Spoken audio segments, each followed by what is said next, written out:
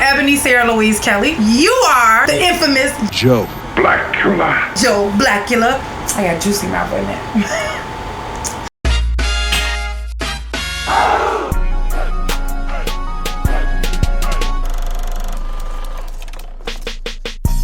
This is our second one, Jonathan. Is my face like shiny? Like my glasses okay? I'm good. The U.S. Say the United States. The United. I thought it was U.S. Okay, just say. The United States versus Billie Holiday. The U.S. versus Billie Holiday. Billie Holiday. Actually, the United States. Okay. I love this movie. And I think Andra Day, she played the shit out this role. I mean, to the sound. Because she did sing these songs, right? Yes. She was like on point with that. Like she killed it. This movie right here, man, as a woman, it broke me down to my core. To see that she was brought up in a whorehouse. She was set up to fail from the beginning. I just cannot believe the hatred from one person to another. This man hated her. The officer, Ass slinger. I think it was called ass slinger though. Say. And slinger, not ass slinger. Then she had this song, man. She could not control so many things in her life. This song was her song, and she wanted to sing it, and it was about lynching. Strange Fruit. Yeah. And it was a descriptive song about white people lynching black people. And for me to find out that the government hated this black woman so much because of a song they couldn't control, and they spent every waking moment trying to get her locked up because of this song. They were tripping so much about this Strange Fruit. Yeah. Google the second verse for My Country Tis of Thee. Oh, yeah. What is that? Google the watermelon song. I was just about to say. Google the watermelon song. Like if we want to get down to it, they've been hiding stuff in front of our face for a long time. And now they're getting to the point where now they're putting it in our face because they like, okay, y'all still stupid, so we're gonna put it like right here in front of you. Don't just watch the movie. After the movie is over, Google YouTube. You're gonna find so much more information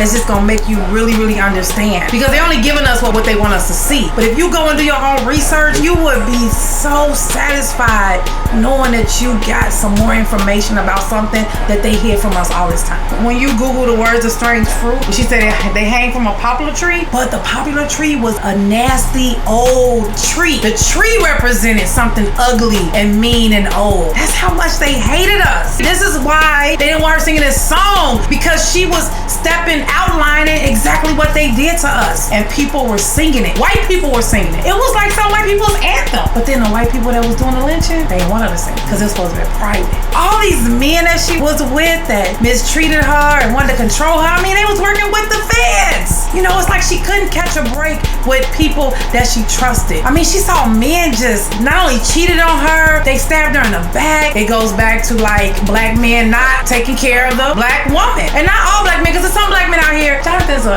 great black man. There's some men out here that do take care of and stick up for black women. But in this movie, man, the black men just got down on her, man, for the things that they needed and the things that they wanted. And she couldn't trust nobody. She didn't have like a defense, but she was willing to give everything up because of that trust wasn't there. You know, so I just can't even imagine going through life. You are this big star. You pack out Carnegie Hall and you go home in your dressing room and you lonely as hell because there was nobody there to like comfort, nobody there to build up, nobody there to tell her it's gonna be okay. She didn't have that. So she did the one thing that she only knew, and that was to get her every chance she get. So I get that. And you know what? This movie also showed that we had stepping, fetching, cooning niggas back then as well. Man, her first husband. You know, she like you sitting next to Ann Slinger. Like, I'm paying both of y'all. I'm paying all y'all at the table. And you sitting next to him plotting against me. They were all talking to the feds. It was just really sad because her addiction, her chasing, that thing that got her high, that thing that got her from one place to another place, and that was the thing that helped her get through the moment. My frustration with stories like these is that this happened in the 50s.